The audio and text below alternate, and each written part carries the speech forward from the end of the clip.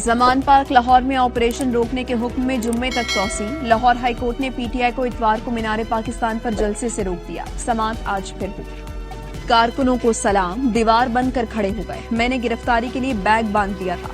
کارکنوں نے کہا یہ آپ کو مار دیں گے۔ عمران خان کا زمان پارک میں ٹکٹ ہولڈر سے خطاب۔ کہا پولیس اور رینجرز کی فوج گرفتار کرنے ایسے آ گئی جیسے بہت بڑا دہشت گرد تھا۔ کوئی غیر قانونی چیز ثابت ہو گئی تو سیاست چھوڑ دوں گا۔ الیکشن 90 روز سے آگے گئے تو پھر آئینی تحریک چلائیں گے۔ حالات بگڑنے سے بچانے کے لیے گرفتار نہیں کیا۔ بڑے تانے مل رہے ہیں کہ گرفتار کیوں نہیں کرتے۔ ایک لیڈر پاکستان تباہ کرنے پر تلا ہے، چاہے کچھ ہو جائے اس کی اجازت نہیں دیں گے۔ لاہور ہائی کورٹ سے زمان پارک میں کارروائی کی اجازت آج مانگیں گے۔ آئی جی کی نگراں وزیر اعلیٰ پنجاب کے ہمراہ پریس کانفرنس۔ زمان پارک میں ہنگامہ آرائی کے 4 مقدمات درج۔ عمران خان سمیت دیگر رہنما بھی نامزد۔ انسداد دہشت گردی کے دفعات شامل۔ موبائل کیمروں کلوز سرکٹ فوٹیجز سے 700 کارکنوں کے چہروں کی شناخت کر لی گئی۔ پولیس حکام کا کہنا ہے ملزمان کی گرفتاری کے لیے کریک ڈاؤن ہوگا۔ مقدمات میں نامزدگی کا عمل بھی شروع کیا جا رہا ہے۔ توشہ خانہ کیس میں عمران خان کے وارنٹ گرفتاری معطل کرنے کی درخواست مسترد۔ گرفتار کر کے 18 مارچ کو پیش کرنے کا حکم برقرار۔ اسلام آباد کی سیشن عدالت نے تحریری فیصلہ جاری کر دیا۔ پنجاب پولیس کی ڈاکٹر یاسمین راشد کو گرفتار کرنے کی کوشش۔ پی ٹی آئی رہنما کی گاڑی کو لاہور شادمان انڈر پاس کے قریب روک لیا۔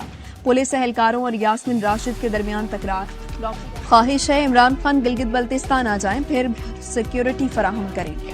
وزیر اعلیٰ خالد خورشید کی کپتان کو دعوت۔ کہتے ہیں گلگت بلتستان میں ایمرجنسی کے نفاذ کی خبریں زیر گردش ہیں۔ ہمیں 4 صوبوں سے مت ملائیں۔ گلگت بلتستان بہت حساس ہے۔ دشمن ملک گلگت بلتستان کی صورتحال بڑھا چڑھا کر پیش کرتا ہے۔ عمران خان کے برخلاف نواز شریف فراڈ کر کے فرار ہوئے۔ شہباز شریف نے 50 روپے کے اسٹامپ پیپر پر نواز شریف کو فرار کرایا۔ فواد چودھری کہتے ہیں فراڈیوں نے مل کر اپنا نام پی ڈی ایم رکھ لیا۔ یہ کرپشن کر کے پیسہ باہر رکھ دیں گے۔ عمران خان پر قاتلانہ حملے کی خبر تھی جس کے باعث F8 کچہری میں نہیں گئے۔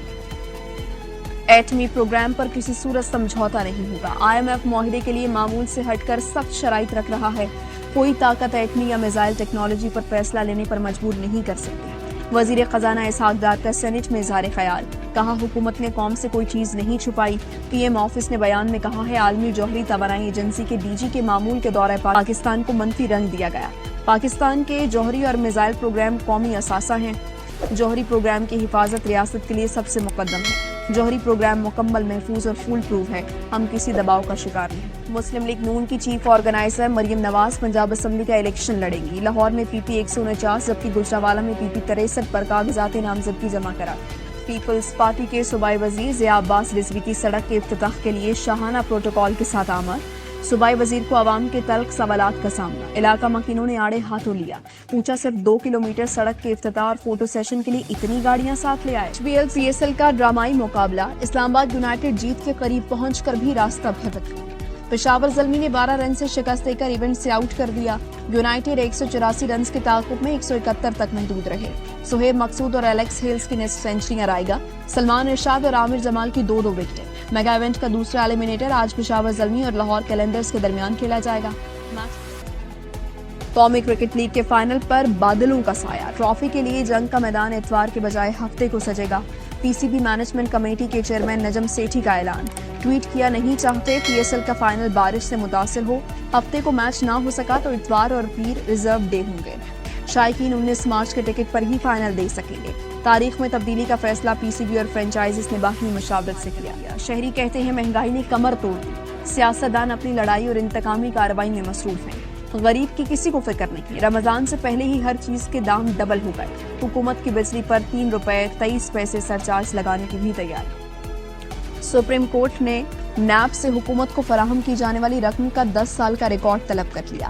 چیف جسٹس نے ریمارکس دیے نیب نے پراپرٹیز کیس میں ریکوریاں کر کے اچھا کام کیا مگر تفصیلات سامنے آنی چاہیے۔ مودی سرکار کے پلوامہ ڈرامے پر مزید سوالات اٹھ گئے۔ کانگریس رہنما سکھجندر سنگھ رندھوا نے مودی کے پلوامہ ڈرامے کا پردہ چاک کر دیا۔ کہا پلوامہ حملہ کیسے ہوا، حملے کی انکوائری رپورٹ اب تک منظر عام پر کیوں نہ آئی۔ مودی نے کہا تھا گھر میں گھس کر ماریں گے لیکن الٹا پاکستان نے گھر میں گھس کر مارا۔ کیا مودی نے حملہ الیکشن جیتنے کے لیے تو نہیں کروایا؟ مودی خاص طور پر اڈانی کو ایسٹ انڈیا کمپنی کی طرح بھارت کو تباہ کرنے کے لیے لایا۔ پاکستان پلوامہ حملے کے پیچھے چھپے مقاصد، بھارت میں بڑھتی انتہا پسندی پر عالمی برادری کو کئی بار آگاہ کر چکا۔ حیدرآباد سمیت سندھ کے مختلف شہروں میں جل تھلے، تیز بارش کے ساتھ اولے بھی برسے۔ موسم سہانا۔